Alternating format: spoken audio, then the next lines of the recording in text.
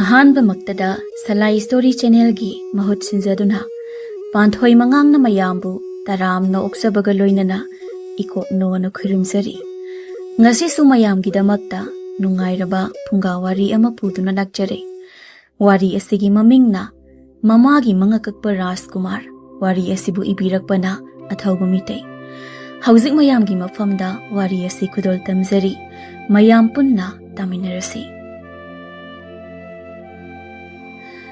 Awangba loknung amadagi chentherakpa yamlaba ini ifut amada makhol thokna chentharibodo isingi makholda chentherakliba lok adugi mathakdani masak masa khangdaba maru kokpani pa ahum marina ningthau manba nipa amagi mangaktu thangpak amana job kakdi ningthau manba nipa adugi mangaktu hauji pum tattalle nipa amana ningthaugi atatpa makoktu thangna haipet kothoklaga itaw aikhoina ngasi tawrisi karino ining thausi aikhoina khalego aduga thangpak sina tara kulak yanbabu sungtat tatte ining thaugi mangakse nipa amana ning thaugi makoksi pukrasi aduga mi thaduna masada yonkrasi adudi ining thaugi masasidi kamai toba adum thablamo masase thengnaba mina ning thau sire khangnaba mazai bungogi manakong yongnaba Rajkumar na khanglabadi aikhoi phibam chanadi halariko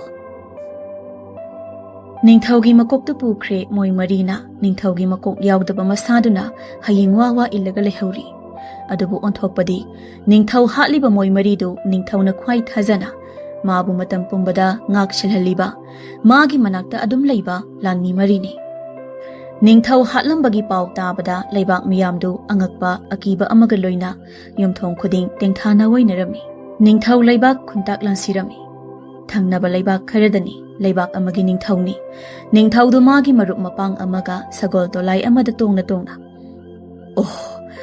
adudi Rajkumar leingakle adudi ningthau khidagi leibak tu ha itaw chawba itaw ningthaugi masana leingakle haiba pautai ningthaugi misi asi khujil thorangni haibasidi leibak pungjaw thille itaw itaw ado masani pa amadi leigum tawbadani ningthaugi ba hoi itaw Masani padubani Rajkumar haidita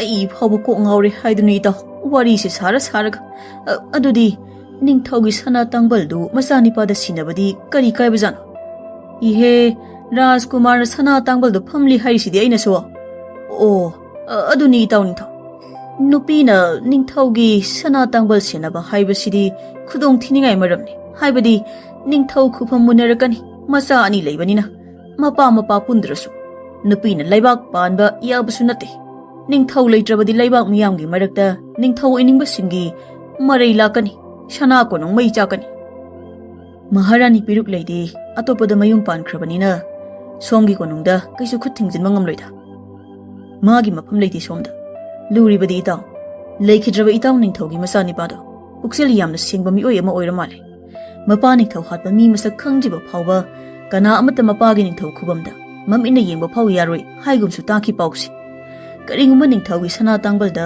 makhunna phaw soklamba mioida mapabu haliba maong aduga chap manana hatkani haina wasakli hairi mapa halibadudi magi khwai naknaba mina oidarini da aina thajabada magi lanmi mari lebani kana amatana laksa hinjinba yadaba ma moi marina soidana oigani haibasi aina su singnai ida moi marida ningthaugi masani pana kaisum sangda wahang pahangli adubu moi marido masingka yamna khaba male hatla phaw haidurak loidaba ngaktani hairi aduna Rajkumar mapa hatpa mido masak khangjiba phawba mapagi mahut siloi hairi adudi asengba lucingba amagi matik mayai chenba ningthaugi masani pani ni maha ita leikhidraba ningthaugi masani pan nongare manabu khudom bi singkraba kana amatana magi khudombi thekthaba ngamnaba leite mazai bungo nongarendu mapa hatpa mi oi mari thampham kaisum sangdura changlei nongaren masa yamna phai chang tadana wang chawi masaksu phajamandana nupi su haiphet male thongak pakhurana thongdu hangdoi nongarendu moi mari gi kaisum sangiyot ki thongdu hangdorapada moi mari nongarenda matin kutkut yot laga yengnari moi mari do makhong makhut amata phaba punba tawde Nongaren moi marigi mamangda fan ama tharaga tapna phamlaga chak charbo noi maribo Karigino nang nasida changlakpada lanmi amata loinarꯛꯇ꯭ꯔꯤꯕꯁꯦ ꯃꯖꯥꯏꯕꯨꯡ Karigino noina madugi wahangdo ingonda aina changlakpa khudingi hangido Aikhoidi nangna phana otlasu sumhai hairoi adudi kaino ma yengira noi mari moi mari na yam kina kari yengdoiba lanmi ani changlai lanmi amana sadal achauba ma pusilai amana sa semnaba thangpak ama pusilaklaga nongarengi manakta tumina thami nupa amana Aikhoidi sumhai hairoi nangna halasu nupa amana su nangna phana khong kakera khut kakera sumhai hairoi Lanmi kharana angang kharaga nupi kharaga ahal amaga pusilai mau amana Moita saw nangbo asengba do hai khro kaido bage na sagi khalaga ahal amana Sung hai hai ba yaroi ai ge shadi masing kha leibani Ningthau hat pangambai cha ma pukjaba kaisi kaya da maringje leiribano Nongaren do manak ta thamliba thangdu tap lamna paiki aduga ahal adugi mangaksam do job lamlaga haiki hanuba dugi makoktu moi marigi manak ta paisinki nupi angang sinduwa wala khai kapnei ahal dugi masani padu baba hey Rajkumar nang budaina lemna khak tharoi ngasi aina nangi nanak ta lepam ngamlibase aigi ipagi mapalna ne Nongaren Ngasi aina ipagi laman kungadoriba sisu ipagi mapalni Napa hatpa misaktudi ay khay marigi chindagi taba phangba kaidudi sumoi oiradaba wani ay sunoi marina haidriba phawba ay noi marida karisu tawrai Rajkumar Nongaren do tapna hawatpaga Lanmi amana nupi ama sadan manakta tap launa singsilaga makokto sadan da thami Nupi masado wawa kapai Ima ay bahat pigano ibang Rajkumar Ima ay mamtakat niyo ima ay bahat pigano ibang Rajkumar na chene ibang Rajkumar gi kong pai do na ijari isa si hat pigano ay isa bahat pigano jabo magtakat niyo moy mapa ay isa magtakat niyo Rajkumar Nongaren do angang dugi mangaksam du kaklagena thang du hek thangat paga lanmi ama changle mazaibungo makoi so manipa sigi masa du pi phangi pusinjaraki pusilo lanmi amana leisabi macha ama pusilai leisabi masa do aduki matik phajarami haifet wang chaungna sawang sada ngaroi sabani thambo kuchuni tharo thambal mana phajai machinbal do saji mita makni mahaki mita do Thazaman bi maithong hainabaduni magi maithong ngasidi Rajkumar Nongaren su uredo ngasidi kaisum sangda Thazaman bi maithong ama mapunsigi ahanba oina Rajkumar Nongaren do nupi aduda pungaw ngawba haibado oirami Rajkumar Nongaren leisabi aduda munna yenglaga masida pusilo aduga makose sadan sida thamo Masak matau anthokna phajarabi leisabi machando kapai aduba mahangna kapagi khonjel do aduki matik nungsiba khonjel ama thoklami khonjel duna Rajkumar Nongaren gi thamoi do thok nomhalami lanmi duna nupi do khukul halaga makok du sadan da thamlaga lanmi duna matomta sidi pamui hatoboga Rajkumar Nongaren do phandu da phamlaga thang du paina machi haipet lengbaga ningthau hatpani pa amana mazaibungo Ichanabi buhat bigano mazaibungo Thazado mamai oido sadanda umna Rajkumar Nongaren da yenglaga Basi ahibu kanbi bangamaroidra Angang masa amana Khura Rajkumar ichegi mahut ayuina hatbiyo Ningthau hatpani pa amana Karigi ishagi thawai aigi damak thagani ai sirabasu chindi kanglarai maramdi Karigumba ina chin hek kangluba taraba aigi mangda aigi imum aigi nupi angang tumna hatpagi chairakli adubu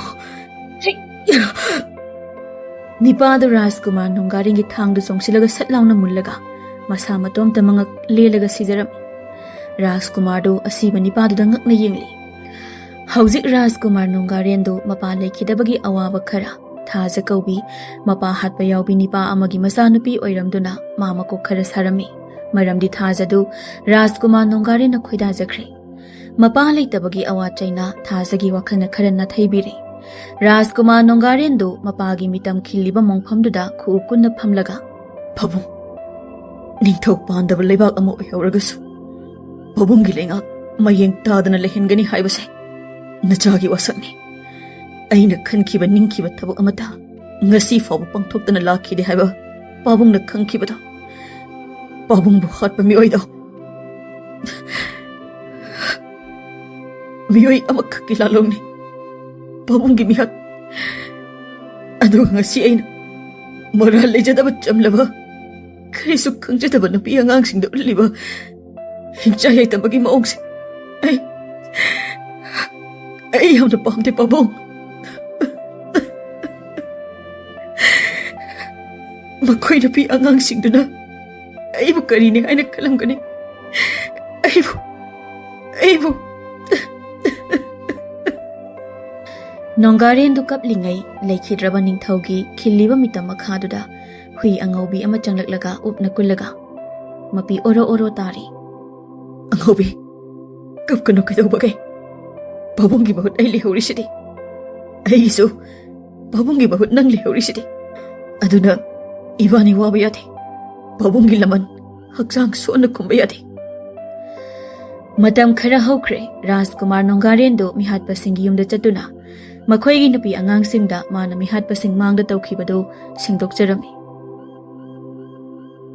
Bema aibu kigana lao nabung kongila idomcha nakhoigi damak ai leri. Idomcha hoina hingbada changba khuding nachana awat palehira pumnamak makhoigi mamangda tawdiya dabagi tawkhibane. Masai bungo mapahana su ai khoida madumba karisu khanghalamba chin melamba su leite. Nahaki pukjel laibak miyamna khangi loina. Aduna ai khoina nahakbu akiba hangoiba leite. Rajkumar Nongarendu lei pareng pairaga leibaki mafam amada mamabu oknaba ngairi. Manakta sagol chahumuk su lepli lanmi chamunga mak su lepli. Leibaki khunjaroi kharaga phamnaiba kharaga su Rajkumar Nongarengi mama piruk leibu okadabagi ngairi. Maharani piruk leidu masanipa Nongarengi mamangda sagol tolaidu khami. Ningthaugi asangba manai oiramba haujiksu konung asibu ngak seliba ahal pukhauna. Rajkumar Maharani bu lei huktuna oknaba lengshinbiru Rajkumar. Rajkumar Nongarendu mamagi manakta tumina changlaga mamagi mangakta lei hukpi. Rajkumar do mamada lei huklamlaga sagol thorga konungda hanki. Maharani piruk leidu Rajkumar da yenghauraga pukhauda. Yamna laibak thiba thaudokni pukhau tariba pausi. Konungda lengnaba tawrasira Maharani. Piruk leidu wangangde pukhaugi mang thaduna anauba sagol dolaidu tonglaga konung maikei pangki. Konungdani Maharani piruk leidu ningthauna phamlamba ningthau khubamdu phamthage tawbaga Rajkumar Nongarena Ima gi sana tangbaldi yetlonggi shini. Pabunggi sana tangbaldo hangna adum lejasano. Maharani piruk leidu phamdabi satlauna lepaga Nongarenda sauna yenglaga yetlonggi khubamda phamlaga. Athubada ningthau khubamse menaba tawsi. Pabunggi mihatpa phangdri phau khubam asi hangduna lekhini. Ningthau pandaba leibak haibase mabu pandaba leibak kawi. Mapu pandaba leibak ningthau masa oiragasu nang nangang bawa kana amatan tabigadaba nate. Natraga matam khara aina leibak asi chupli paiba tare. Kari ba hujikida. Nongarendu mamada satlauna yengli. Mamadu soilawi tu khiaw chungi. Rajkumar du changkhre. Ningthaugi asangba lanmi oiramba lanmi mayambu lan tambiba ahal pukhaudu Maharani ga phamli. Ai ibungoda wakhal tana wari shage Maharani. Aduni sumaina sum tawradi yarari pukhau.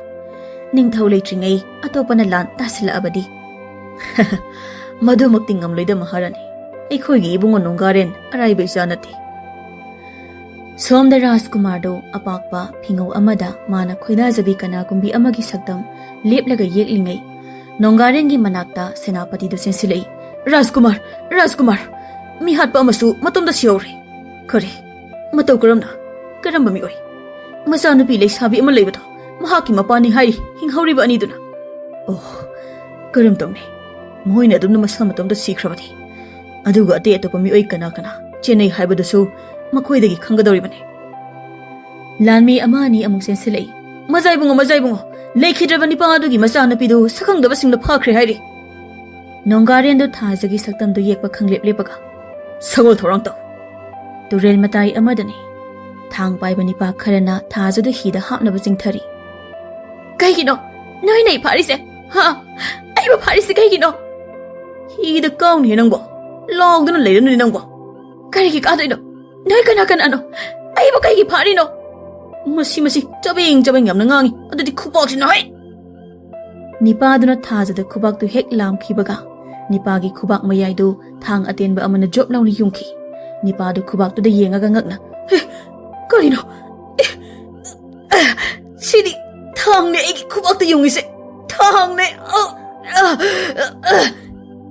ꯅꯤꯄꯥꯗꯨ ꯊꯥꯖꯗꯨ ꯊꯥꯗꯣꯛꯂꯒ ꯃꯈꯨꯠꯇꯨ ꯄꯥꯏꯔꯒ ꯂꯥꯎꯔꯒ ꯂꯩꯈ꯭ꯔꯦ ꯑꯇꯣꯞꯄ ꯅꯤꯄꯥ ꯃꯌꯥꯝꯗꯨ ꯊꯥꯖꯗꯨ ꯀꯣꯏꯁꯤꯜꯂꯒ ꯈꯥꯋꯥꯡ ꯂꯩꯗꯨꯅ ꯌꯦꯡꯂꯤꯉꯩ ꯅꯤꯄꯥ ꯑꯃꯅ ꯀꯅꯥꯅꯣ ꯂꯥꯞꯅ ꯃꯊꯛꯇꯒꯤ ꯇꯞꯅ ꯀꯨꯝꯊꯔꯛꯂꯤꯕꯁꯦ ꯍꯩ ꯅꯪ ꯀꯅꯥꯅꯣ ꯅꯪ ꯀꯅꯥꯅꯣ ꯍꯩ ꯃꯁꯤ ꯁꯨꯝ ꯆꯪꯁꯤꯜꯂꯛꯂꯦ ꯍꯩ ꯅꯪ ꯍꯩ ꯅꯨꯄꯤꯁꯦ ꯐꯥꯖꯔꯣ ꯊꯥꯖꯗ ꯅꯤꯄꯥꯗꯨꯗ ꯌꯦꯡꯂꯒ ꯔꯥꯖꯀꯨꯃꯥꯔ ꯅꯤꯄꯥ ꯑꯃꯅ ꯀꯔꯤ ꯔꯥꯖꯀꯨꯃꯥꯔ ꯍꯥꯏꯕ ꯍꯩ ꯃꯌꯥꯝ ꯃꯁꯤ ꯔꯥꯖꯀꯨꯃꯥꯔꯅꯤ ꯍꯥꯏꯔꯤ ꯑꯗꯨꯗꯤ ꯃꯌꯥꯝ ꯃꯁꯤ ꯆꯦꯟꯁꯤꯜꯂꯒ ꯊꯥꯡꯁꯤꯅ ꯔꯥꯖꯀꯨꯃꯥꯔ ꯅꯣꯡꯒꯥꯔꯦꯟꯒꯤ ꯃꯅꯥꯛꯇ ꯏꯍꯥꯟ ꯍꯥꯟꯅ ꯌꯧꯈꯤꯕ ꯅꯤꯄꯥꯗꯨ ꯄꯣꯞ ꯍꯥꯏꯔꯒ ꯁꯨꯞꯄꯒ ꯇꯨꯔꯦꯜꯂꯣꯝꯗ ꯄꯥꯏꯊꯣꯛꯈꯤ ꯑꯗꯨꯒ ꯍꯤꯖꯥꯎꯗꯨꯗ ꯄꯣꯞ ꯂꯥꯎꯅ ꯊꯣꯝꯖꯤꯟꯈꯤ ꯍꯤꯗꯨ ꯊ꯭ꯔꯣꯛ ꯅꯣꯝꯃꯤ ꯅꯤꯄꯥꯗꯨ ꯍꯤ ꯃꯅꯨꯡꯗ ꯇꯥꯁꯤꯟꯈ꯭ꯔꯦ ꯑꯇꯩ ꯅꯤꯄꯥ ꯃꯌꯥꯝꯗꯨ ꯍꯤꯗ ꯄꯥꯏꯁꯤꯟꯈꯤꯕ ꯅꯤꯄꯥꯗꯨꯗ ꯌꯦꯡꯂꯝꯂꯒ ꯅꯣꯡꯒꯥꯔꯦꯟ ꯇꯝꯅ ꯂꯥꯎꯗꯨꯅ ꯆꯦꯟꯁꯤꯟꯈꯤ ꯑꯗꯨꯕꯨ ꯅꯤꯄꯥ ꯃꯌꯥꯝꯗꯨ ꯑꯃꯃꯝ ꯍꯤꯔꯣꯝꯗ ꯂꯣꯏꯅ ꯐꯔ ꯎꯡꯉꯒ ꯄꯥꯏꯊꯣꯛꯈꯤ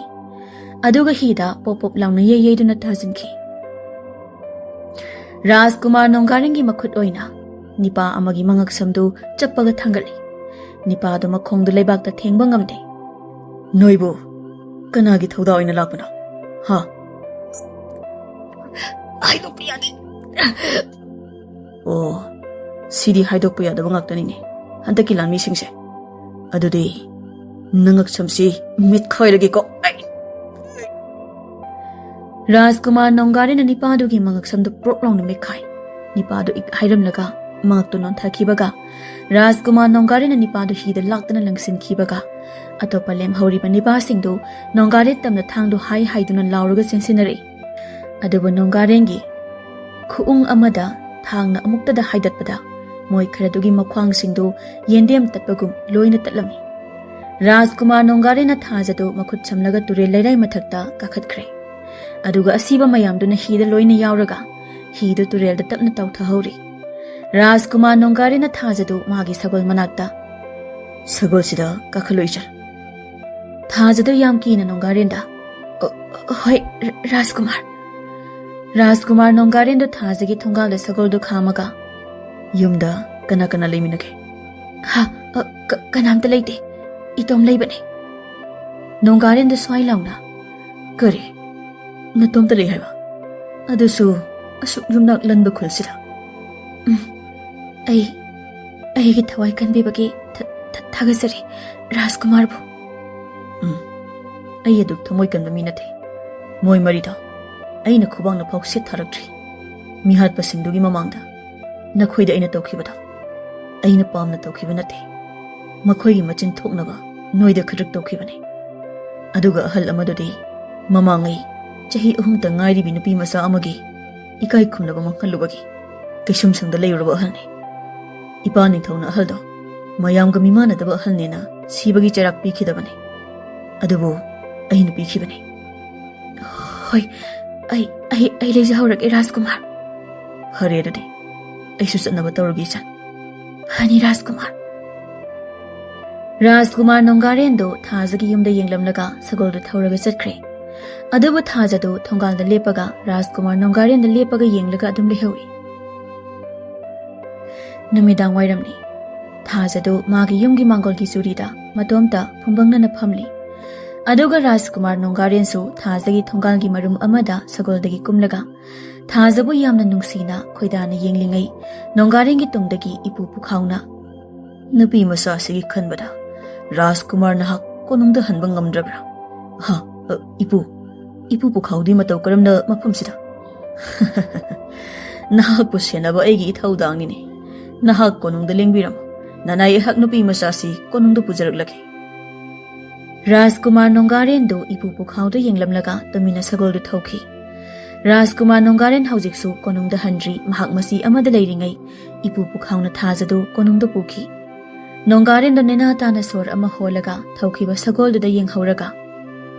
Tanjasida nungsi nungolgi irang amuk laksili tawrisi aigi thamoisi. Thajadu ipu pukhaugi sagol maningda tongli ipu pukhaudu sagol thauna nokphetongna matomta.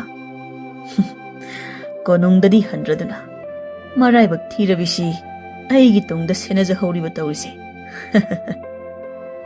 Thajadu matomta aigi mapokse atiyada paiba useki mapok amana henasu mapok pharamgani ko. Aina paiba ngamba taiba mi oiramlaba aisu mafam kaida paiduna chatkhiramni ko. Thajadu wakhal khalingai ipu pukhaudu sagoldu lamhangduda amuk khamki. Thajana kina ipu kaidawrage lamhangsida sagol khamlise. Pukhaudu yam karimnana. Kigana nupi masa. Karina haisibu ipu. Aikhoi enigi mangda. Khulai paiba mi oi kharana. Aikhoi bu thattuna leire. Aduna nang ingonda chena kolo. Somgi umang asawbasida chakrasi. Kana no moi adubu ipu. Ai amadi Rajkumar gi yeknaba nate. Law kigano umang si phaukrasi. Nahapu kanna phanaba hotnari hojik mi oi amana. Ipu pukhauna umangda samlaga sagoldu yangna thaurakpaga. Sagoldugi mamangda chawraba ingi lang ama wangna haigalai. Ipu pukhaugi sagolduna langdu chonglaga cheli. Adubu ipu pukhaugi sagol maningda angakpa makhalgi utuk watup kayagi asaw lang kaya uthaktagi dub launa mathang tari. Thajadu lauraga makoktu makhut khalaga sagol maningda tonglaga ipu pukhauda kanna yali. Ipu pukhausu leizabi thaduna sagoldu thawi. Adubu hekta yade. Mathaktagi thadarakpa ingi lang amana thajagi ipu pukhauga du ukhi. Thajaga pukhauga du mathakta soro launa ingi lang duna yomlaga jingkhatki. Moi ani du uda yalingai unawana setpa mi oi khara machi panba utuk watup ten paiba mi oi khara lang makhada lepaga mi amana. Nupi si hatolaga ahal si thadokrasi. Amana amo adui lang si logtharasi. Mi amana mathakta dum halasi ten sina kapaga. Mi amana ten do ai kapke. Nupi sigi mamitse chap chana palhange. Mathakta thajadu lang manungda ipu aikhoi bo amuk tanan thoknaba tawbiyo ipu aikhoi siba tari ipu aduga moina ten puthoklaga ten baru hapi base aikhoi da kap tawraba male ipu kigano ai thangsina lang se kaknaba amuk thonake nonggarin du su yawrakti ni tawrisi ha kana yawrakti haiba ipu ngaikho aigi thangsi satpa yadri ni tawrisi. Mi amana thajada tendu mapa tamlaga ten maridu tapna chingthokpa haubaga. Moi yangkhai muktugi nakalda karigumba ama sinsilakibagum una singdu banglauna pakna humki. Mi amana he korino hojikidate. Mi amana muk kaishinate tendu kapna bato nuksit humbani. Oh kaishinate haiba phari adi tensi he hojik mangda muk chenkibadu karino hamaya. Moi mayamdu koilei leiduna yengnaringai Rajkumar Nongaren du nupa amagi mangda satlauna ikhang khanghaudana lepsilei. Nipadu khangpre khangi. Nipadu Rajkumar Nongaren na mangak tu tap launa pairaga prok launa mekhaiki. Nipadu una marakta phadrak launa taki. Mi mayamdu Rajkumar Nongaren da mamit manasingdu langthok tana yengni. Moi mayamdu Rajkumar Nongaren tamna law duna sinsinakibadu thajana mathaktagi lang manungdagi yengli. Thajadu mit kuplingai popa haiba makhol kunthramu thajaga pukhaugana taki. Adubu pukhaudi uiraga mamon nokna tumli. Thajana mamitu satlauna khangpre khangna pangthuklubada mi kunthramuktu maikai amada punna sallaga pairaga leiramba thajana ui.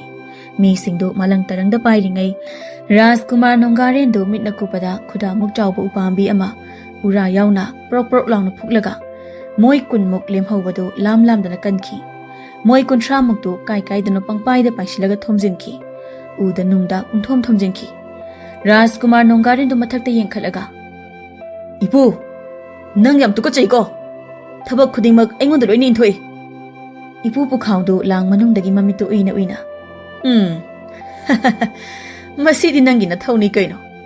Ibi ama kanbase. Ha.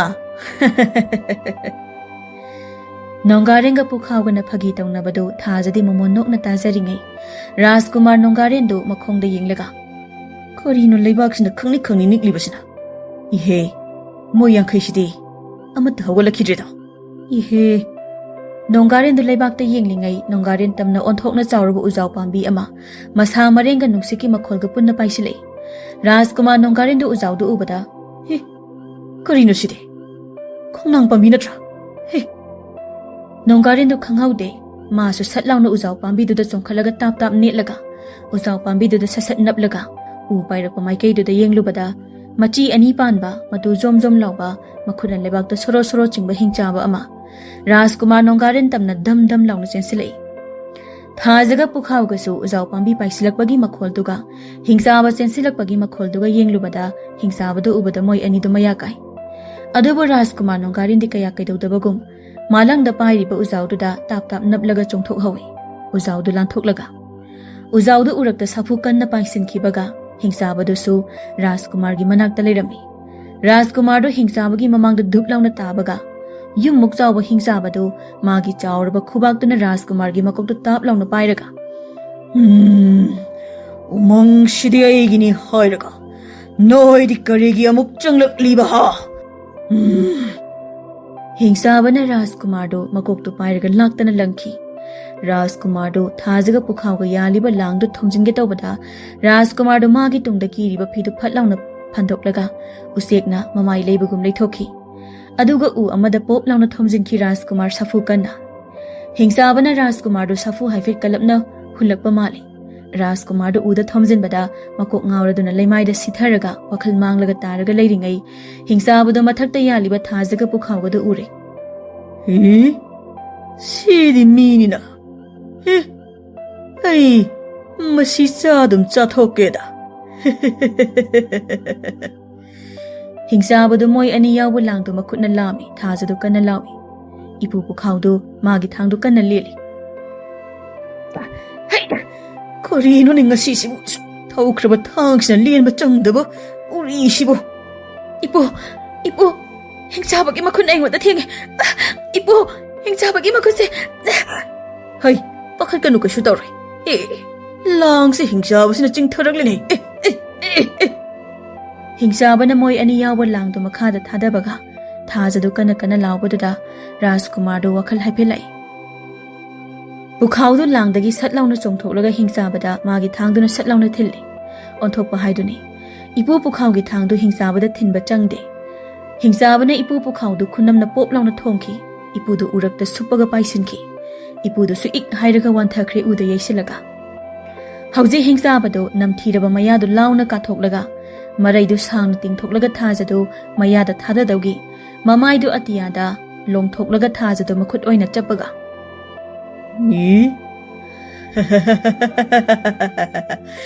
Yanung da thadaraga prok launa sairage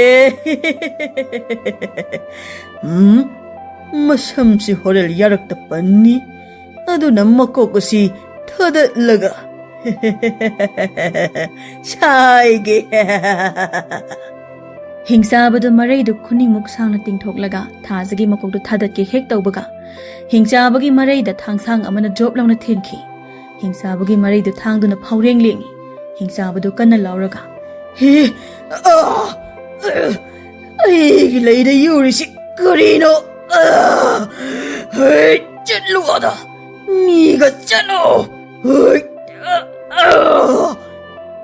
Hingsabaduna thajadu laktana langthori Thajadu chawraba nungdum amada paisilai adubu angakpani Rajkumar nongarendu kaidona chongsilaklaga thajadu yongdona oklaga thajadu satlauna thamlaga warubi yadecha nabung wakhal ngyak manglore Rajkumar nongarendu thajagi manaktagi makhongdu illaga hingsaba tamna safu kana sensinboi paisinboi tawki thajadu nongarenda ngakna yenghawi tanjadu da ipu pukhauna hai aigi thangsi hulake hey mazai bungo hai Ipu pukhauna Rajkumar da thangdu laktana langsinki Rajkumar thang du tap long ok laga hingsabada chongsinki. Hingsabadu phamlaga maraidu umsinbadi yadrabanina maraidu matin oro oro takai chingthoklaga thang du satnaba hotnaringai Rajkumar nongarendu hingsabagi khuuda satlawna netlaga hingsabagi marai tamna chongkhatlaga hingsabagi maraidu Rajkumar nongarena thang du phaina tubat lawna haidatki. Hingsabagi maraidu mayai thigangda tubat lawna soidatki.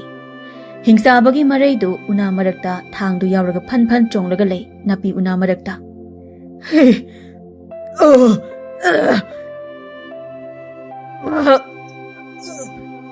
Hingsabadu laimaida longna lauraga tai. Rajkumar nongarendu hingsabagi mathabakta dup lawna chongkhalaga netlaga. Aina ningthau oigadaba leibakta. Aibu ngamba kana amata leibiyaroi. Chalo. Aina nang hati hatpiroi. Adubu aina lakpada kanagumba amatana aingonda athingba piba yaroi haina. Umangsidra laiba khudingda tam. Nangna thengnaba akanba khudingmakta haiko. Hingsabadu kappaga lauraga chenkre ipu pukhauna. Kanagi lalong oigani. Isa thajabu phagi punge tawbasidi hamajai bungo. Khangde tawrisi. Aigi oirani khangbairasu khangde isalsi. Mina phagi tawrise. Phagi tawbani de isalda. Rajkumar nongarendu thajagi manakta changlaga. Nangbu haujisu kiribro. Kiri ibung Rajkumar. Se nakhuta aigi khuta piro. Aina nanakta leiringai nangonda karigumba makhal amatagi khudong thiba nanghaloi. La aigi sagol sida karo. Aigi mangda tonglo. Sana konong mai kai pangla si isal. Thajadu Rajkumar nongarengi makhuda pairaga sagolda kaki. Thajadu mangda yeng momo nokna sagolda tongna konong mai kai pangminaki Rajkumarga. Ipu pukhausu Rajkumarga thajagana thaukiba sagoldugi maningda tanaki. Rajkumar nongarenna thaja konungda thamlakpa kuire. Adubu mama Maharani piruk leidi yamna saurame thajana konungda leibado. Maharani piruk leido laikhidraba ningthaugi sana tangbal nakalda famlaga.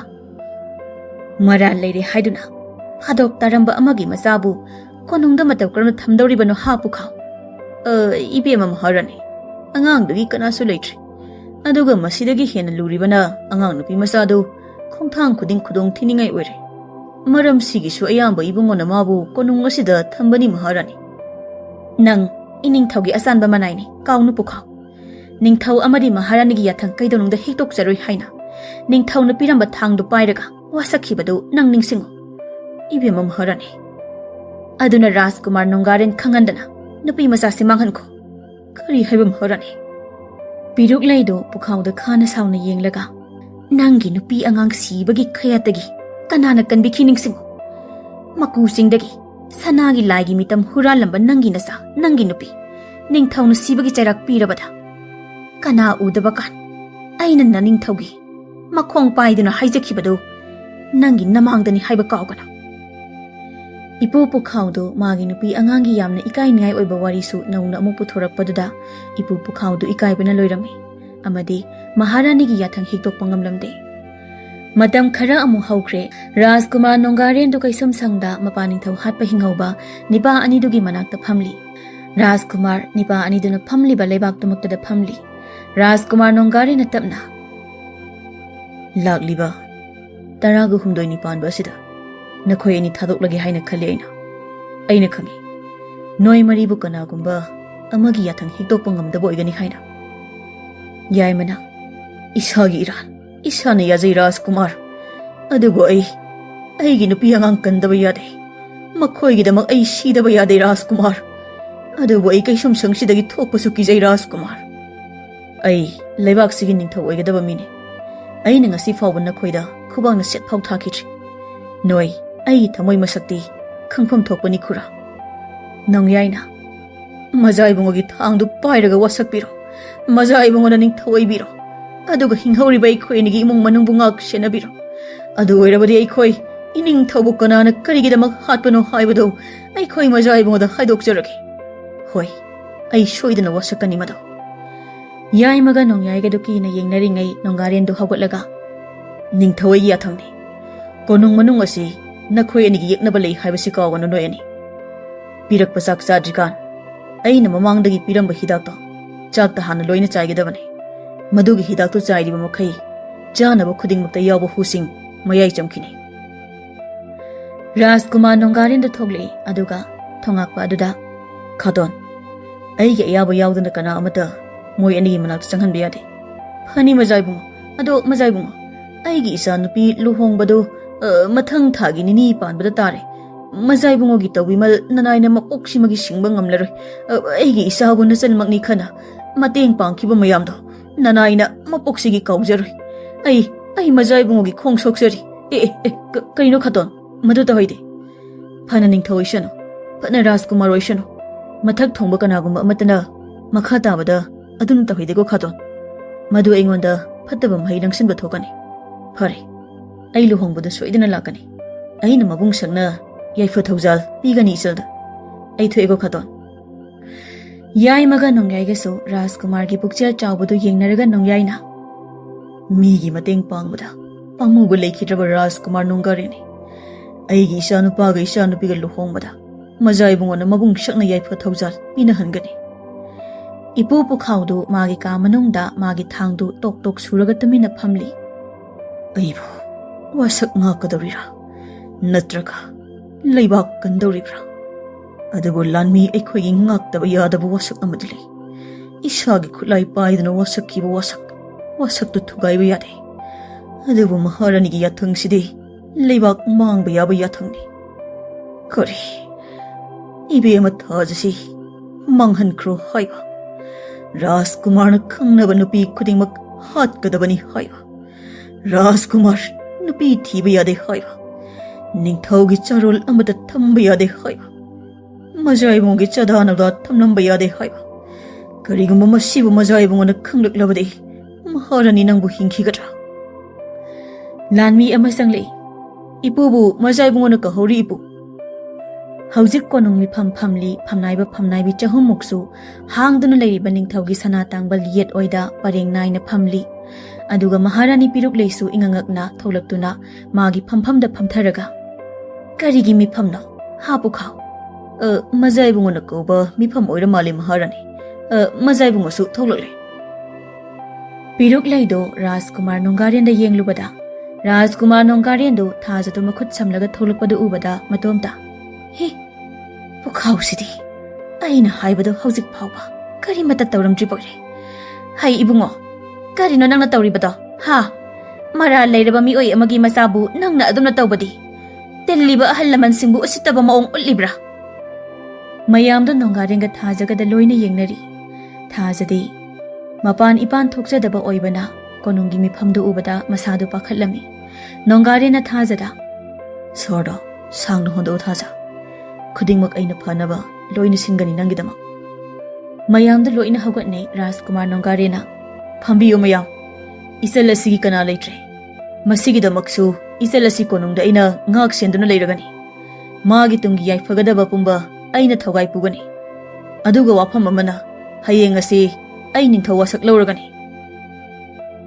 ꯃꯌꯥꯝꯗ ꯔꯥꯖꯀꯨꯃꯥꯔ ꯅꯣꯡꯒꯥꯔꯦꯟꯒꯤ ꯋꯥꯐꯝꯗꯨ ꯇꯥꯕꯗ ꯁꯥꯊꯤꯅ ꯍꯔꯥꯎꯅꯔꯝꯃꯤ꯫ ꯑꯃꯒ ꯑꯃꯒ ꯃꯥꯏ ꯃꯥꯏ ꯑꯣꯟꯁꯤꯟꯅꯗꯨꯅ ꯋꯥꯔꯤ ꯁꯥꯅꯩ, ꯃꯨꯔꯨꯝ ꯃꯨꯔꯨꯝ ꯁꯣꯟꯅꯩ꯫ ꯑꯗꯨꯕꯨ ꯃꯍꯥꯔꯥꯅꯤ ꯄꯤꯔꯨꯛꯂꯩꯗꯤ ꯍꯨꯃꯥꯡ ꯀꯥꯔꯤ꯫ ꯄꯤꯔꯨꯛꯂꯩꯗꯨ ꯃꯇꯣꯝꯇ ꯀꯔꯤ ꯍꯌꯦꯡ ꯅꯤꯡꯊꯧ ꯋꯥꯁꯛ ꯂꯧꯔꯅꯤ ꯍꯥꯏꯕ? ꯏꯕꯨꯡꯉꯣ, ꯃꯗꯨ ꯅꯪꯕꯨ ꯑꯩꯉꯣꯟꯗ ꯍꯥꯟꯅ ꯇꯥꯅꯔꯝꯈꯣ ꯌꯥꯗ꯭ꯔꯣ?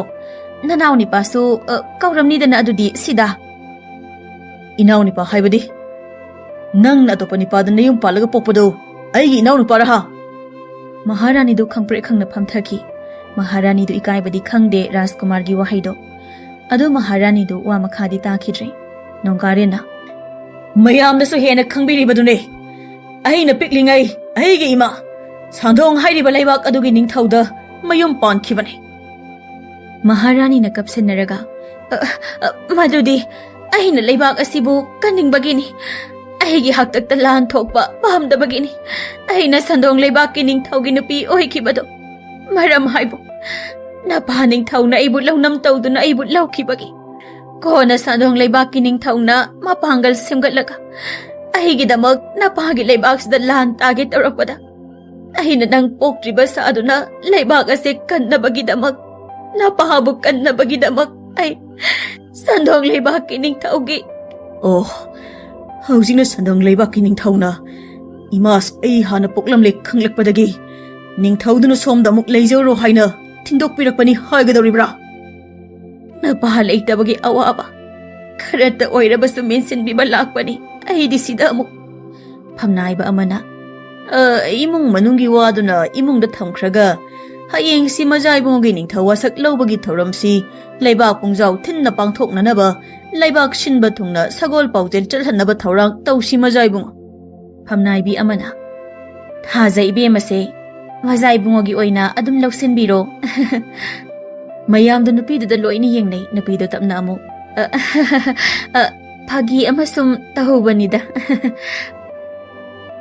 ꯅꯨꯃꯤꯗꯥꯡꯅꯤ꯫ ꯐꯤꯃꯨ ꯁꯦꯠꯄ ꯂꯥꯟꯃꯤ ꯈꯔ ꯂꯝꯍꯥꯡ ꯑꯃꯗ ꯃꯍꯥꯔꯥꯅꯤ ꯄꯤꯔꯨꯛꯂꯩꯒ ꯋꯥꯔꯤ ꯁꯥꯔꯤ꯫ ꯃꯍꯥꯔꯥꯅꯤ ꯄꯤꯔꯨꯛꯂꯩꯗꯨ ꯃꯃꯥꯏ ꯃꯃꯤꯠꯇꯨ ꯂꯣꯏꯅ ꯈꯨꯝꯖꯤꯜꯂꯤ꯫ ꯍꯌꯦꯡꯁꯦ ꯃꯥ ꯁꯣꯏꯗꯅ ꯅꯤꯡꯊꯧ ꯋꯥꯁꯛ ꯂꯧꯔꯅꯤ꯫ ꯃꯥꯅ ꯅꯤꯡꯊꯧ ꯑꯣꯏꯈ꯭ꯔꯕ ꯑꯩ ꯂꯣꯏꯔꯦ꯫ ꯃꯥ ꯅꯨꯄꯤ ꯊꯤꯍꯟꯕ ꯌꯥꯗꯦ, ꯃꯥꯒꯤ ꯃꯆꯥ ꯃꯁꯨ ꯁꯟꯗꯣꯛꯍꯟꯕ ꯌꯥꯗꯦ꯫ ꯑꯗꯨꯅ ꯍꯌꯦꯡꯒꯤ ꯊꯧꯔꯝꯁꯦ ꯊꯨꯒꯥꯏꯗꯕ ꯌꯥꯗꯕꯅꯤ ꯅꯣꯏꯅ꯫ ꯐꯤꯃꯨ ꯁꯦꯠꯄ ꯑꯃꯅ 3 ꯂꯛ ꯁꯨꯔꯦ ꯑꯩꯈꯣꯏꯅ ꯅꯨꯄꯤ ꯃꯆꯥꯗꯨ ꯐꯥꯅꯕ ꯇꯧꯔꯤꯕꯁꯦ, ꯑꯗꯨꯕꯨ ꯅꯆꯥ ꯅꯤꯄꯥꯗꯨꯅ ꯐꯔꯛ ꯍꯦꯛꯇ ꯐꯨꯔꯛꯏ꯫ ꯑꯩ ꯐꯥꯎꯕ ꯁꯤꯔꯝꯒꯗꯕꯗꯒꯤ ꯀꯌꯥꯔꯛꯅꯤ ꯂꯩꯊꯣꯛꯂꯒ ꯂꯩꯍꯧꯔꯤꯕꯁꯦ꯫ ꯑꯗꯣ ꯉꯁꯤꯗꯤ ꯅꯨꯄꯤ ꯃꯆꯥꯁꯦ ꯅꯣꯏꯒꯤ ꯊꯣꯛꯄ ꯇꯧꯔꯒ ꯃꯥꯡꯍꯟꯈꯤꯒꯗꯕꯅꯤ, ꯁꯣꯏꯕ ꯌꯥꯗꯦꯀꯣ꯫ ꯏꯔꯥꯡ ꯑꯅꯤ ꯊꯣꯛꯍꯟꯕ ꯇꯥꯕꯅꯤ ꯑꯗꯨꯗꯤ꯫ ꯀꯣꯅꯨꯡ ꯃꯅꯨꯡꯁꯦ ꯑꯍꯥꯟꯕꯗ ꯀꯩꯁꯨꯝꯁꯪꯗ, ꯑꯅꯤꯁꯨꯕꯗ ꯃꯄꯥꯟꯗ꯫ ꯇꯧꯔꯣ ꯅꯣꯏꯅ ꯊꯣꯛꯄ ꯇꯧꯔꯣ꯫ ꯅꯤꯡꯊꯧ ꯍꯥꯠꯄ 2 ꯑꯃꯗꯤ ꯁꯤꯈ꯭ꯔꯕꯅꯤ, ꯍꯤꯡꯍꯧꯕ 2 ꯑꯗꯨꯃꯒ ꯍꯥꯠꯇꯣꯛꯂꯝꯃꯣ꯫ ꯅꯠꯇ꯭ꯔꯕꯗꯤ ꯑꯩꯅ ꯅꯤꯡꯊꯧ ꯍꯥꯠꯄꯅꯤ ꯍꯥꯏꯕꯗꯣ ꯁꯣꯏꯗꯅ ꯍꯥꯏꯗꯣꯔꯛꯄ ꯇꯥꯔꯦ꯫ ꯅꯤꯡꯊꯧ ꯅꯪꯒꯤ ꯂꯩꯕꯥꯛꯁꯦ ꯑꯩꯅ ꯄꯥꯝꯖꯈ꯭ꯔꯕ, ꯑꯩꯅ ꯅꯪꯉꯣꯟꯗ ꯌꯨꯝ ꯄꯥꯜꯂꯛꯂꯤꯕꯁꯦ ꯅꯪꯒꯤ ꯂꯩꯕꯥꯛꯁꯦ ꯄꯥꯝꯖꯕꯒꯤꯅꯤ꯫ ꯍꯧꯖꯤꯛꯇꯤ ꯅꯪ ꯑꯩꯅ ꯍꯥꯠꯂꯦ, ꯅꯆꯥ ꯅꯤꯄꯥꯗꯨꯁꯨ ꯍꯥꯠꯇꯣꯛꯂꯕꯗꯤ ꯂꯩꯕꯥꯛꯁꯤꯃꯁꯨ ꯑꯩꯅ ꯁꯨꯛꯄꯥꯏ ꯄꯥꯏꯁꯤꯟꯕ ꯌꯥꯔꯅꯤ꯫ ꯁꯟꯗꯣꯡ ꯂꯩꯕꯥꯛꯇꯅꯤ꯫ ꯁꯟꯗꯣꯡ ꯂꯩꯕꯥꯛꯀꯤ ꯅꯤꯡꯊꯧꯗꯨ ꯑꯙꯥꯃꯣꯔꯥꯅꯤ ꯑꯗꯨꯝ ꯍꯥꯏꯔꯒꯦ꯫ ꯃꯍꯥꯛꯄꯨ ꯅꯤꯡꯊꯧ ꯑꯣꯏꯍꯜꯂꯝꯂꯤꯕꯁꯤ ꯄꯤꯔꯨꯛꯂꯩꯅꯅꯤ꯫ ꯃꯁꯤꯅ ꯃꯔꯝ ꯑꯣꯏꯔꯒ ꯁꯟꯗꯣꯡ ꯂꯩꯕꯥꯛꯀꯤ ꯅꯤꯡꯊꯧ ꯑꯁꯤ ꯄꯤꯔꯨꯛꯂꯩꯕꯨ ꯌꯥꯝꯅ ꯀꯤꯖꯩ꯫ ꯄꯤꯔꯨꯛꯂꯩꯅ ꯃꯋꯥ 100ꯔꯛ ꯅꯥꯏꯔꯁꯨ ꯍꯣꯏ ꯑꯗꯨꯝ ꯍꯥꯏꯗꯧꯕ ꯅꯤꯡꯊꯧꯅꯤ꯫ ꯁꯟꯗꯣꯡ ꯂꯩꯕꯥꯛꯀꯤ ꯀꯣꯅꯨꯡꯗꯅꯤ꯫ ꯅꯤꯡꯊꯧꯗꯨ ꯃꯆꯥꯅꯤꯄꯥꯒ ꯅꯤꯡꯊꯧꯒꯤ ꯁꯅꯥ ꯇꯥꯡꯕꯜꯒꯤ ꯌꯦꯠ ꯑꯣꯏꯗ ꯊꯥꯔꯤꯕ ꯐꯥꯜ ꯑꯗꯨꯗ ꯃꯄꯥ ꯃꯆꯥꯗꯨ ꯐꯝꯂꯒ ꯅꯤꯡꯊꯧ ꯑꯩꯅ ꯐꯝꯗꯧꯕ ꯈꯨꯕꯝ ꯑꯁꯤꯁꯨ ꯅꯃꯥꯅ ꯑꯗꯨꯝ ꯐꯝ ꯂꯩ꯫ ꯑꯩꯅ ꯅꯤꯡꯊꯧ ꯑꯣꯏꯔꯤꯁꯤꯗꯤ ꯃꯃꯤꯡꯇꯒꯤ ꯋꯥꯅꯤ ꯏꯕꯨꯡꯉꯣ꯫ ꯕꯥꯖꯤ, ꯏꯃꯥꯁꯤ ꯍꯥꯟꯅ ꯑꯗꯨꯏ ꯂꯩꯕꯥꯛꯇꯨꯒꯤ ꯅꯤꯡꯊꯧꯗ ꯃꯌꯨꯝ ꯄꯥꯜꯂꯒ ꯃꯆꯥ ꯑꯃ ꯄꯣꯛꯊꯣꯛꯂꯝꯂꯒ ꯕꯥꯖꯤꯗ ꯑꯃꯨꯛ ꯄꯥꯟꯕꯅꯤ ꯍꯥꯏꯕ, ꯑꯗꯨꯒ ꯑꯩ ꯑꯃꯨꯛ ꯄꯣꯛꯊꯣꯛꯄꯅꯤ ꯍꯥꯏꯕ ꯕꯥꯖꯤ꯫ ꯃꯥꯅ ꯑꯩꯁꯦ ꯅꯤꯡꯊꯧ ꯑꯣꯏꯍꯜꯂꯝꯂꯒ ꯑꯁꯣꯝꯒꯤ ꯂꯩꯕꯥꯛꯇ ꯃꯌꯨꯝ ꯄꯥꯟꯁꯤꯜꯂꯒ ꯑꯩꯉꯣꯟꯗ ꯂꯣꯟꯅ ꯈꯨꯠꯂꯥꯏ ꯑꯃꯗꯤ ꯂꯥꯟꯃꯤ ꯃꯄꯥꯡꯒꯜ ꯍꯥꯞꯄꯒ ꯅꯃꯥꯅ ꯑꯁꯣꯝꯒꯤ ꯃꯥꯒꯤ ꯅꯨꯄꯥ ꯑꯍꯟꯒꯤ ꯂꯩꯕꯥꯛꯇ ꯂꯥꯟ ꯇꯥꯁꯤꯟꯅꯕ ꯑꯪꯀ ꯇꯧꯁꯤꯜꯂꯒ ꯑꯗꯨꯒ ꯑꯩꯉꯣꯟꯗ ꯌꯨꯝ ꯑꯃꯨꯛ ꯄꯥꯟꯁꯤꯜꯂꯛꯄꯅꯤ꯫ ꯑꯗꯣ ꯍꯧꯖꯤꯛꯇꯤ ꯃꯗꯨꯏ ꯑꯪꯀꯗꯣ ꯌꯥꯗꯧꯕ ꯃꯥꯟꯗ꯭ꯔꯦ ꯑꯩ ꯈꯪꯉꯤ꯫ ꯀꯩꯒꯤꯅꯣ ꯕꯥꯖꯤ? ꯃꯆꯥꯅꯤꯄꯥꯗꯣ ꯃꯇꯤꯛ ꯃꯌꯥ ꯌꯥꯝꯅ ꯂꯩ ꯍꯥꯏꯕ ꯄꯥꯎ ꯇꯥꯏ ꯑꯩ꯫ ꯔꯥꯖꯀꯨꯃꯥꯔ ꯅꯣꯡꯒꯥꯔꯦꯅ ꯄꯨꯡꯀꯛ ꯆꯥꯎꯔꯛꯄꯗꯒꯤ ꯃꯥ ꯌꯥꯎꯕ ꯂꯥꯟꯐꯝ ꯈꯨꯗꯤꯡ ꯃꯥꯏꯊꯤꯕ ꯑꯃꯠꯇ ꯌꯥꯎꯗ꯭ꯔꯦ ꯍꯥꯏꯔꯤ꯫ ꯕꯥꯖꯤꯒꯤ ꯋꯥꯔꯤꯁꯦ ꯑꯩꯁꯨ ꯌꯥꯝ ꯀꯤꯖꯔꯛꯑꯦ ꯕꯥꯖꯤ꯫ ꯑꯗꯨꯗꯤ ꯏꯃꯥꯗꯣ ꯍꯤꯡꯅ ꯍꯜꯂꯛꯀꯗ꯭ꯔꯥ ꯑꯗꯨꯗꯤ ꯍꯟꯗꯛꯇꯤ ꯍꯥ ꯕꯥꯖꯤ?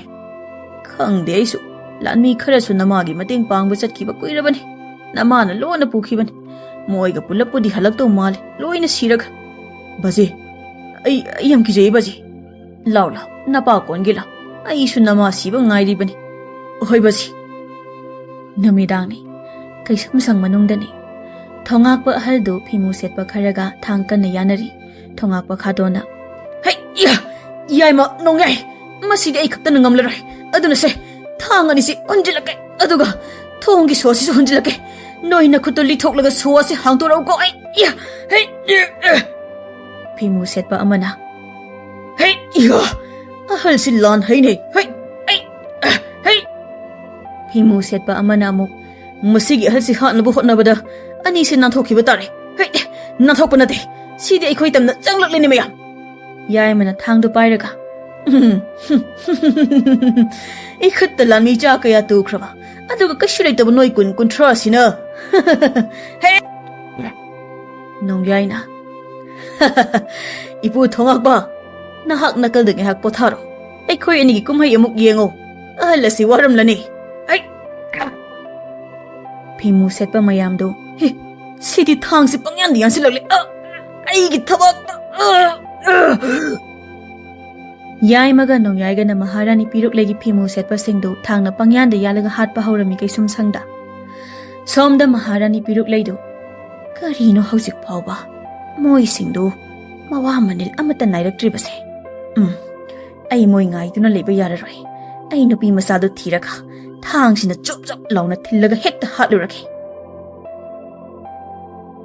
ꯃꯍꯥꯔꯥꯅꯤ ꯄꯤꯔꯨꯛꯂꯩꯗꯨ ꯅꯨꯃꯤꯗꯥꯡꯗꯨ ꯀꯣꯅꯨꯡ ꯃꯅꯨꯡꯗ ꯀꯣꯏꯆꯠ ꯆꯠꯇꯨꯅ ꯊꯥꯖꯕꯨ ꯊꯤꯕꯗ ꯑꯀꯤꯕ ꯑꯃꯠꯇ ꯈꯪꯗ꯭ꯔꯦ ꯑꯗꯨꯕꯨ ꯃꯍꯥꯔꯥꯅꯤ ꯄꯤꯔꯨꯛꯂꯩꯅ ꯊꯥꯖꯒꯤ ꯂꯩꯐꯝ ꯈꯪꯂꯝꯗꯦ ꯔꯥꯖꯀꯨꯃꯥꯔ ꯅꯣꯡꯒꯥꯔꯦꯟꯗꯨ ꯀꯣꯅꯨꯡ ꯃꯅꯨꯡꯒꯤ ꯆꯥꯎꯔꯕ ꯌꯨꯝꯌꯥꯏ ꯃꯊꯛꯀꯤ ꯌꯨꯝꯌꯥꯏꯒꯤ ꯃꯊꯣꯜꯗꯒꯤ ꯃꯃꯥ ꯄꯤꯔꯨꯛꯂꯩꯅ ꯊꯥꯡ ꯃꯆꯥ ꯑꯃ ꯄꯥꯏꯔꯒ ꯃꯆꯤꯟꯗ ꯃꯨꯔꯨꯝ ꯃꯨꯔꯨꯝ ꯁꯣꯜꯂꯒ ꯊꯥꯖ ꯊꯤꯔꯤꯕꯗꯨ ꯌꯦꯡꯂꯤ ꯔꯥꯖꯀꯨꯃꯥꯔ ꯅꯣꯡꯒꯥꯔꯦꯟꯒꯤ ꯃꯅꯥꯛꯇ ꯏꯄꯨ ꯄꯨꯈꯥꯎꯗꯨ ꯆꯪꯂꯛꯏ ꯍꯧꯖꯤꯛꯇꯤ ꯋꯥꯔꯤ ꯄꯨꯝꯕ ꯂꯣꯏꯅ ꯈꯪꯂꯕꯅꯤꯅ ꯃꯖꯥ ꯏꯕꯨꯡꯉꯣꯅ ꯃꯍꯥꯔꯥꯅꯤ ꯑꯁꯤ ꯂꯣꯏꯁꯤꯟꯕꯤꯔꯣ ꯁꯟꯗꯣꯜ ꯂꯩꯕꯥꯛꯀꯤ ꯅꯤꯡꯊꯧꯁꯨ ꯃꯍꯥꯔꯥꯅꯤ ꯃꯈꯥꯗ ꯂꯩꯕꯅꯤ ꯅꯤꯡꯊꯧ ꯈꯨꯕꯝꯁꯨ ꯅꯃꯥ ꯄꯤꯔꯨꯛꯂꯩꯅ ꯐꯝꯕꯅꯤ ꯁꯟꯗꯣꯜ ꯂꯩꯕꯥꯛꯀꯤ ꯅꯤꯡꯊꯧ ꯄꯤꯔꯨꯛꯂꯩꯅ ꯑꯣꯏꯕꯅꯤ ꯄꯨꯝꯅꯃꯛ ꯃꯍꯥꯛꯀꯤ ꯂꯥꯂꯣꯡ ꯉꯥꯛꯇꯅꯤ ꯏꯕꯦꯝꯃ ꯊꯥꯖꯕꯨ ꯍꯥꯠꯅꯕ ꯅꯃꯥ ꯃꯍꯥꯔꯥꯅꯤꯒꯤ ꯈꯨꯖꯤꯜ ꯊꯧꯔꯥꯡ ꯑꯩꯅ ꯃꯥꯏ ꯄꯥꯛꯍꯟꯗ꯭ꯔꯦ ꯍꯧꯖꯤꯛ ꯀꯩꯁꯨꯝ ꯁꯪꯗ ꯅꯃꯥ ꯃꯍꯥꯔꯥꯅꯤꯒꯤ ꯑꯔꯣꯟꯕ ꯂꯥꯟꯃꯤ 10 ꯍꯦꯟꯅ ꯍꯥꯠꯂꯒ ꯀꯨꯟꯃꯨꯛꯅ ꯑꯩꯒꯤ ꯈꯨꯠꯇ ꯂꯩꯔꯦ ꯏꯄꯨ ꯍꯌꯦꯡꯗꯣ ꯊꯧꯔꯝ ꯈꯔ ꯉꯟꯅ ꯍꯧꯅꯕ ꯂꯥꯡꯕꯤꯌꯨ ꯄꯨꯝꯅꯃꯛ ꯑꯩꯅ ꯂꯣꯏꯅ ꯁꯤꯜ ꯂꯥꯡꯈ꯭ꯔꯦ ꯃꯖꯥ ꯏꯕꯨꯡꯉꯣ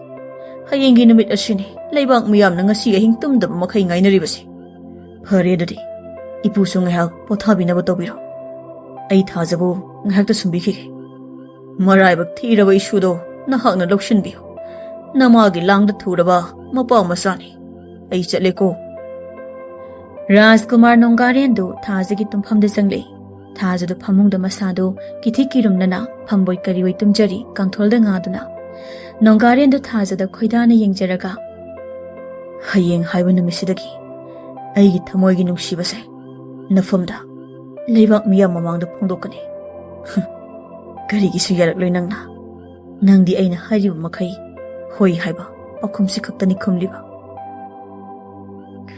ꯊꯥꯖꯗꯨ ꯃꯃꯤꯠ ꯑꯣꯔꯣꯟ ꯑꯣꯔꯣꯟ ꯄꯥꯡꯊꯣꯔꯛꯄꯗ ꯔꯥꯖꯀꯨꯃꯥꯔ ꯅꯣꯡꯒꯥꯔꯦꯟꯗꯨ ꯃꯉꯣꯟꯗ ꯈꯣꯏꯗꯥꯅ ꯌꯦꯡꯂꯒ ꯂꯩꯔꯝꯕꯗꯨ ꯎꯕꯗ ꯊꯥꯖꯒꯤ ꯊꯝꯕꯥꯜ ꯃꯥꯟꯕꯤ ꯆꯤꯟꯕꯥꯟꯗꯨ ꯈꯖꯤꯛꯇꯪ ꯅꯣꯛꯅ ꯅꯣꯛꯅ ꯃꯃꯤꯠꯇꯨ ꯑꯃꯨꯛ ꯎꯏꯁꯤꯟꯈꯤ ꯊꯥꯖꯗꯨ ꯇꯨꯝꯗꯦ ꯃꯇꯣꯝꯇ ꯈꯟꯖꯩ ꯍꯌꯦꯡꯒꯤ ꯅꯨꯃꯤꯠꯇꯣ ꯑꯩꯅꯁꯨ ꯉꯥꯏꯔꯤꯌꯦ ꯔꯥꯖꯀꯨꯃꯥꯔ ꯅꯪꯒꯤ ꯋꯥꯍꯪꯒꯤ ꯄꯥꯎꯈꯨꯝ ꯑꯩ ꯄꯤꯅꯕ ꯈꯧꯔꯥꯡꯅ ꯉꯥꯏꯔꯤꯌꯦ ꯅꯅꯥꯏ ꯅꯨꯕꯤꯅ ꯊꯥꯖꯒꯤ ꯈꯤꯇꯪ ꯅꯣꯛꯄ ꯃꯤꯅꯣꯛ ꯔꯥꯖꯀꯨꯃꯥꯔꯅꯁꯨ ꯎꯔꯤ ꯑꯍꯤꯡꯁꯦ ꯔꯥꯖꯀꯨꯃꯥꯔꯅ ꯍꯌꯦꯡꯒꯤ ꯔꯥꯖꯀꯨꯃꯥꯔꯤꯕꯨ ꯉꯥꯛ ꯁꯦꯟꯅꯕꯤꯔꯤ ꯍꯧꯖꯤꯛ ꯔꯥꯖꯀꯨꯃꯥꯔ ꯅꯣꯡꯒꯥꯔꯦꯟꯅ ꯂꯩꯔꯤꯕꯁꯤ ꯀꯣꯅꯨꯡꯒꯤ ꯑꯣꯟꯊꯣꯛꯅ ꯄꯥꯛ ꯆꯥꯎꯔꯕ ꯆꯦꯛꯄꯜꯅ ꯄꯥꯛ ꯁꯟꯅ ꯀꯣꯏꯁꯤꯟꯅ ꯈꯥꯕ ꯂꯝꯄꯥꯛ ꯑꯃꯒꯤ ꯃꯅꯨꯡꯗ ꯁꯦꯝꯗꯨꯅ ꯊꯝꯕ ꯋꯥꯡꯂꯕ ꯐꯝꯕꯥꯛ ꯃꯊꯛ ꯑꯃꯗꯅꯤ ꯐꯝꯅꯥꯏꯕ ꯀꯌꯥꯁꯨ ꯐꯝꯂꯤ ꯅꯤꯡꯊꯧꯅ ꯐꯝꯒꯗꯕ ꯁꯅꯥ ꯇꯥꯡꯕꯜꯒꯤ ꯌꯦꯠꯑꯣꯏꯗ ꯂꯩꯕꯥꯛ ꯃꯤꯌꯥꯝ ꯂꯤꯁꯤꯡ ꯀꯌꯥꯁꯨ ꯔꯥꯖꯀꯨꯃꯥꯔ ꯅꯣꯡꯒꯥꯔꯦꯟꯅ ꯅꯤꯡꯊꯧ ꯋꯥꯁꯛ ꯂꯧꯕ ꯈꯧꯔꯥꯡꯅ ꯉꯥꯏꯅꯔꯤ ꯂꯥꯟꯃꯤ ꯆꯥ ꯀꯌꯥꯁꯨ ꯑꯀꯣꯏꯕꯗ ꯃꯤꯌꯥꯝ ꯉꯥꯛ ꯁꯦꯜꯂꯤ ꯔꯥꯖꯀꯨꯃꯥꯔ ꯅꯣꯡꯒꯥꯔꯦꯟꯗꯨ ꯂꯥꯟꯃꯤ ꯀꯌꯥꯒ ꯂꯣꯏꯅꯅ ꯁꯦꯅꯥꯄꯇꯤꯅ ꯏꯀꯥꯏ ꯈꯨꯝꯅꯅ ꯐꯝꯕꯥꯛ ꯃꯊꯛꯀꯤ ꯅꯤꯡꯊꯧꯒꯤ ꯁꯅꯥ ꯇꯥꯡꯕꯜ ꯃꯃꯥꯡꯗ ꯂꯦꯡꯈꯠꯍꯜꯂꯤ ꯔꯥꯖꯀꯨꯃꯥꯔ ꯅꯣꯡꯒꯥꯔꯦꯟꯗꯨ ꯐꯝꯕꯥꯛ ꯊꯛꯇ ꯂꯦꯞꯄꯒ ꯃꯤꯌꯥꯝꯗꯨ ꯀꯣꯏꯅ ꯌꯦꯡꯂꯒ ꯑꯍꯥꯟꯕꯗ ꯇꯤꯟꯕꯤꯔꯤꯕ ꯂꯩꯕꯥꯛ ꯃꯤꯌꯥꯝꯕꯨ ꯇꯣꯜꯂꯕ ꯑꯩꯍꯥꯛꯅ ꯏꯀꯥꯏ ꯈꯨꯝꯅꯕ ꯎꯠꯆꯔꯤ ꯉꯁꯤ ꯑꯩꯅ ꯑꯩꯒꯤ ꯏꯄꯥꯅ ꯄꯥꯏꯔꯝꯕ ꯊꯥꯡ ꯑꯁꯤ ꯄꯥꯏꯗꯨꯅ ꯋꯥꯁꯛꯂꯤ ꯃꯤꯌꯥꯝꯅ ꯄꯥꯝꯗꯕ ꯅꯨꯃꯤꯠꯇ ꯑꯩꯒꯤ ꯑꯔꯣꯏꯕ ꯅꯨꯃꯤꯠ ꯑꯣꯏꯖꯒꯦ ꯃꯤꯌꯥꯝꯅ ꯌꯥꯗꯕ ꯃꯤꯀꯨꯞꯇ ꯑꯩꯒꯤ ꯑꯔꯣꯏꯕ ꯃꯤꯀꯨꯞ ꯑꯣꯏꯖꯒꯅꯤ ꯑꯩꯅ ꯊꯥꯡ ꯑꯁꯤ ꯄꯥꯏꯗꯨꯅ ꯑꯃꯨꯛꯀꯁꯨ ꯋꯥꯁꯛꯂꯤ ꯏꯄꯥ ꯅꯤꯡꯊꯧꯅ ꯂꯧꯕꯤꯔꯝꯕ ꯊꯧꯗꯥꯡ ꯃꯌꯦꯡ ꯈꯖꯤꯛꯇ ꯐꯥꯎꯕ ꯇꯥꯍꯟꯗꯅ ꯂꯩꯕꯥꯛ ꯑꯁꯤꯕꯨ ꯉꯥꯛ ꯁꯦꯟꯒꯅꯤ ꯑꯩꯅ ꯂꯩꯕꯥꯛ ꯃꯤꯌꯥꯝꯗꯨ ꯖꯒꯣꯏꯕꯨ ꯁꯥꯕꯋꯣ ꯐꯤꯕꯨ ꯂꯪꯈꯠꯅꯕꯋꯣ ꯑꯃꯨꯛꯇꯣꯏꯕ ꯍꯔꯥꯎꯕꯅ ꯂꯣꯏꯅꯔꯝꯃꯤ ꯔꯥꯖꯀꯨꯃꯥꯔ ꯅꯣꯡꯒꯥꯔꯦꯟꯅ ꯅꯤꯡꯊꯧ ꯋꯥꯁꯛ ꯂꯧꯕꯗ ꯔꯥꯖꯀꯨꯃꯥꯔ ꯅꯣꯡꯒꯥꯔꯦꯟꯅ ꯅꯥꯀꯟꯗ ꯐꯝꯂꯤꯕ ꯃꯃꯥ ꯄꯤꯔꯨꯛꯂꯩꯗ ꯏꯃꯥ ꯄꯥꯕꯨꯡꯅ ꯎꯞꯄꯤꯔꯝꯕ ꯂꯨꯍꯨꯞꯇꯣ ꯂꯩꯕꯥꯛ ꯃꯤꯌꯥꯝ ꯃꯃꯥꯡ ꯑꯩꯒꯤ ꯀꯣꯛꯇ ꯎꯞꯄꯤꯔꯣ ꯃꯍꯥꯔꯥꯅꯤ ꯄꯤꯔꯨꯛꯂꯩꯗꯨ ꯃꯇꯣꯝꯇ ꯂꯨꯍꯨꯞꯇꯨ ꯄꯥꯏꯅ ꯄꯥꯏꯅ ꯑꯩꯒꯤ ꯂꯥꯂꯣꯡ ꯂꯣꯏꯅ ꯃꯥꯏꯊꯤꯔꯕ ꯃꯍꯥꯔꯥꯅꯤ ꯄꯤꯔꯨꯛꯂꯩꯅ ꯂꯩꯈꯤꯗ꯭ꯔꯕ ꯅꯤꯡꯊꯧꯒꯤ ꯂꯨꯍꯨꯞꯇꯨ ꯃꯆꯥꯅꯤꯄꯥ ꯔꯥꯖꯀꯨꯃꯥꯔ ꯅꯣꯡꯒꯥꯔꯦꯟꯗ ꯎꯞꯅꯤꯡꯗ ꯎꯞꯄꯤꯔꯝꯃꯤ ꯔꯥꯖꯀꯨꯃꯥꯔ ꯅꯣꯡꯒꯥꯔꯦꯟꯅ ꯅꯤꯡꯊꯧ ꯍꯦꯛ ꯑꯣꯏꯕꯒ ꯇꯤꯜꯂꯤꯕ ꯃꯤꯌꯥꯝꯗꯨ ꯑꯉꯛꯄ ꯐꯪꯅ ꯍꯔꯥꯎꯅ ꯂꯥꯡꯅꯔꯝꯃꯤ ꯇꯥꯟꯖꯥꯗꯨꯗ ꯏꯄꯨ ꯄꯨꯈꯥꯎꯗꯨ ꯅꯤꯡꯊꯧ ꯅꯣꯡꯒꯥꯔꯦꯟꯒꯤ ꯃꯅꯥꯛꯇ ꯐꯝꯕꯥꯛ ꯊꯛꯇ ꯀꯥꯈꯠꯂꯛꯏ ꯍꯦꯟꯅ ꯊꯃꯣꯏ ꯁꯨꯝꯍꯠꯅꯤꯡꯉꯥꯏ ꯃꯤꯀꯨꯞ ꯑꯃꯗꯤ ꯏꯄꯨ ꯄꯨꯈꯥꯎꯅ ꯊꯥꯖꯗꯨ ꯔꯥꯖꯀꯨꯃꯥꯔꯤꯒꯤ ꯐꯤꯖꯣꯜ ꯑꯃꯠꯇ ꯋꯥꯠꯇꯅ ꯊꯣꯟꯕꯤꯗꯨꯅ ꯐꯝꯕꯥꯛ ꯊꯛꯇ ꯄꯨꯈꯠꯂꯛꯄ ꯑꯗꯨꯅꯤ ꯅꯤꯡꯊꯧ ꯅꯣꯡꯒꯥꯔꯦꯟꯗꯤ ꯊꯥꯖꯒꯤ ꯑꯣꯟꯊꯣꯛꯅ ꯐꯖꯈ꯭ꯔꯕ ꯁꯛꯇꯝꯗꯨ ꯈꯣꯏꯗꯥꯅ ꯌꯦꯡꯂꯤꯉꯩ ꯃꯍꯥꯔꯥꯅꯤ ꯄꯤꯔꯨꯛꯂꯩꯗꯨ ꯊꯥꯖꯗ ꯎꯕꯗ ꯁꯥꯎꯅꯤꯡꯃꯟꯈ꯭ꯔꯗꯨꯅ ꯊꯥꯖꯒꯤ ꯃꯅꯥꯛꯇ ꯃꯥꯒꯤ ꯊꯥꯖꯗ ꯊꯤꯟꯅꯕ ꯊꯥꯡ ꯃꯆꯥꯗꯨ ꯃꯕꯨꯛꯇꯒꯤ ꯐꯠ ꯂꯥꯎꯅ ꯁꯠꯂꯒ ꯊꯥꯖꯒꯤ ꯃꯅꯥꯛꯇ ꯆꯪꯁꯤꯜꯂꯒ ꯊꯥꯖꯒꯤ ꯃꯕꯨꯛꯇ ꯊꯥꯡꯅ ꯖꯣꯛ ꯂꯥꯎꯅ ꯊꯤꯟꯈꯤ꯫ ꯊꯥꯖꯗꯨ ꯃꯕꯨꯛꯇ ꯄꯥꯏꯔꯒ ꯂꯣꯡꯅ ꯇꯥꯈꯤ꯫ ꯇꯤꯜꯂꯤꯕ ꯃꯤꯌꯥꯝꯗꯨ ꯋꯥ ꯂꯥꯎꯅꯩ꯫ ꯅꯣꯡꯒꯥꯔꯦꯟꯗꯨ ꯀꯟꯅ ꯂꯥꯎꯔꯒ ꯊꯥꯖꯗ ꯌꯦꯡꯂꯝꯂꯒ ꯅꯣꯡꯒꯥꯔꯦꯟꯗꯨ ꯃꯥꯅ ꯅꯤꯡꯊꯧ ꯋꯥꯁꯛ ꯂꯧꯕꯗ ꯄꯥꯏꯔꯤꯕ ꯃꯄꯥ ꯅꯤꯡꯊꯧꯒꯤ ꯊꯥꯡꯁꯥꯡ ꯑꯗꯨꯅ ꯃꯃꯥ ꯄꯤꯔꯨꯛꯂꯩꯕꯨ ꯃꯉꯛ ꯁꯝ ꯑꯗꯨ ꯇꯨꯕꯠ ꯂꯥꯎꯅ ꯂꯥꯝꯃꯒ ꯀꯛꯊꯠꯈꯤ꯫ ꯃꯃꯥ ꯄꯤꯔꯨꯛꯂꯩꯒꯤ ꯃꯀꯣꯛꯇꯨ ꯐꯝꯕꯥꯛ ꯊꯛꯇꯒꯤ ꯃꯈꯥꯗ ꯊꯔꯣ ꯊꯔꯣ ꯑꯣꯟꯊꯈꯤ꯫ ꯊꯥ ꯑꯃ ꯍꯥꯏꯔꯦ ꯊꯥꯖꯗꯨ ꯁꯤꯗꯦ, ꯑꯗꯨꯕꯨ ꯊꯥꯖ ꯍꯧꯖꯤꯛ ꯐꯥꯎꯕ ꯂꯥꯌꯦꯡꯂꯤ ꯀꯣꯅꯨꯡꯗ꯫ ꯑꯃꯥꯏꯕ ꯏꯕꯣꯕꯤꯅ ꯅꯤꯡꯊꯧ ꯅꯣꯡꯒꯥꯔꯦꯟꯗ ꯀꯨꯏꯅ ꯆꯪꯈꯤꯅꯤ, ꯃꯔꯝꯗꯤ ꯊꯤꯕꯣꯡ ꯊꯤꯔꯤꯟꯗ ꯁꯣꯛꯄꯒꯤ꯫ ꯈꯨꯔꯥꯃꯥꯏꯕ, ꯍꯧꯖꯤꯛ ꯑꯩ ꯆꯥꯛ ꯏꯁꯤꯡ ꯆꯥꯅꯤꯡꯕ ꯈꯔ ꯍꯧꯍꯜꯂꯦ ꯈꯨꯔꯥꯅ꯫ ꯀꯨꯏꯔꯦ ꯏꯅꯤꯡꯊꯧꯅ ꯃꯖꯥꯏꯕꯦꯝꯃꯒꯤ ꯃꯅꯥꯛꯇ ꯐꯝꯗꯨꯅ ꯀꯞꯂꯒ ꯂꯩꯔꯛꯂꯤꯕꯁꯦ, ꯃꯗꯨꯒꯤ ꯃꯍꯩꯅꯤ ꯉꯁꯤ ꯅꯍꯥꯛꯅ ꯐꯪꯖꯔꯤꯕꯁꯦ꯫ ꯍꯧꯖꯤꯛꯇꯤ ꯑꯩꯈꯣꯏꯒꯤ ꯃꯍꯥꯔꯥꯅꯤ ꯃꯤꯠ ꯄꯥꯡꯂꯦꯗꯅ꯫ ꯑꯃꯥꯏꯕꯗꯨ ꯆꯠꯈ꯭ꯔꯦ꯫ ꯅꯣꯡꯒꯥꯔꯦꯟꯗꯨ ꯊꯥꯖꯒꯤ ꯃꯅꯥꯛꯇ ꯐꯝꯊꯔꯒ ꯋꯥ ꯉꯥꯡꯗꯕꯤ ꯑꯩꯕꯨ ꯅꯊꯥꯅꯨꯡꯗ ꯈꯤꯇꯁꯨ ꯄꯣꯊꯥꯍꯜꯂꯨ꯫ ꯑꯩ ꯅꯪꯅ ꯃꯤꯠ ꯄꯥꯡꯗꯅ ꯂꯩꯕꯗꯣ ꯑꯩ ꯌꯥꯝꯅ ꯋꯥꯏ꯫ ꯑꯩ ꯍꯧꯖꯤꯛꯇꯤ ꯋꯥ ꯉꯥꯡꯂꯅꯤꯌꯦ ꯏꯅꯤꯡꯊꯧ꯫ ꯑꯩ ꯍꯧꯖꯤꯛꯇꯤ ꯅꯍꯥꯛꯀꯤ ꯑꯣꯏꯔꯦ, ꯅꯍꯥꯛꯀꯤ ꯃꯃꯤ ꯑꯣꯏꯅ ꯏꯟꯅꯗꯨꯅ ꯂꯩꯖꯒꯦ ꯑꯩ꯫ ꯑꯃꯝꯕ ꯃꯐꯝꯗ ꯐꯥꯎ ꯃꯃꯤ ꯊꯣꯛꯆꯒꯦ ꯅꯍꯥꯛꯀꯤ ꯅꯀꯥꯗ ꯏꯅꯤꯡꯊꯧꯒꯤ꯫ ꯁꯤ ꯂꯥꯛꯂꯣ ꯏꯅꯤꯡꯊꯧ, ꯏꯅꯤꯡꯊꯧꯒꯤ ꯁꯛꯐꯝ ꯌꯥꯝꯅ ꯋꯥꯅ ꯎꯔꯦ꯫ ꯁꯤ ꯂꯥꯛꯑꯣ, ꯏꯊꯥꯅꯨꯡꯗ ꯃꯤꯀꯨꯞ ꯑꯃꯇ ꯅꯨꯡꯉꯥꯏꯅ ꯇꯨꯝꯂꯔꯣ ꯂꯥꯛꯑꯣ ꯏꯅꯤꯡꯊꯧ꯫ ꯅꯤꯡꯊꯧ ꯅꯣꯡꯒꯥꯔꯦꯟꯗꯨ ꯊꯥꯖꯒꯤ ꯃꯊꯥꯅꯨꯡꯗ ꯊꯥꯖꯕꯨ ꯌꯥꯝ ꯅꯨꯡꯁꯤꯅ ꯀꯣꯟꯗꯨꯅ ꯇꯨꯝꯖꯔꯝꯃꯤ꯫ ꯑꯗꯨꯒ ꯊꯣꯡꯖꯤꯟꯗ ꯏꯄꯨ ꯄꯨꯈꯥꯎꯅ ꯌꯥꯏꯃꯒ ꯅꯣꯡꯌꯥꯏꯒꯗ ꯑꯗꯨꯗꯤ ꯑꯩꯈꯣꯏꯁꯨ ꯊꯣꯛꯑꯁꯤꯔꯥ? ꯅꯣꯡꯌꯥꯏꯅ ꯐꯅꯤ ꯏꯄꯨ, ꯏꯇꯥꯎ ꯌꯥꯏꯃ ꯂꯥꯎ, ꯏꯕꯥꯅꯤꯁꯨ ꯌꯨꯝꯗ ꯉꯥꯏꯍꯥꯛ ꯂꯦꯡꯊꯣꯛꯂꯨꯁꯤ꯫ ꯑꯩꯁꯨ ꯏꯇꯨ ꯏꯆꯥ ꯎꯅꯤꯡꯍꯜꯂꯦ ꯏꯅꯤꯡꯊꯧꯒꯤ ꯃꯇꯧꯁꯤꯅ꯫ ꯍꯣꯏ ꯍꯣꯏ ꯏꯇꯥꯎ, ꯀꯨꯏꯗꯕꯤ ꯉꯥꯏꯍꯥꯛ ꯌꯧꯁꯤꯜꯂꯨꯁꯤ꯫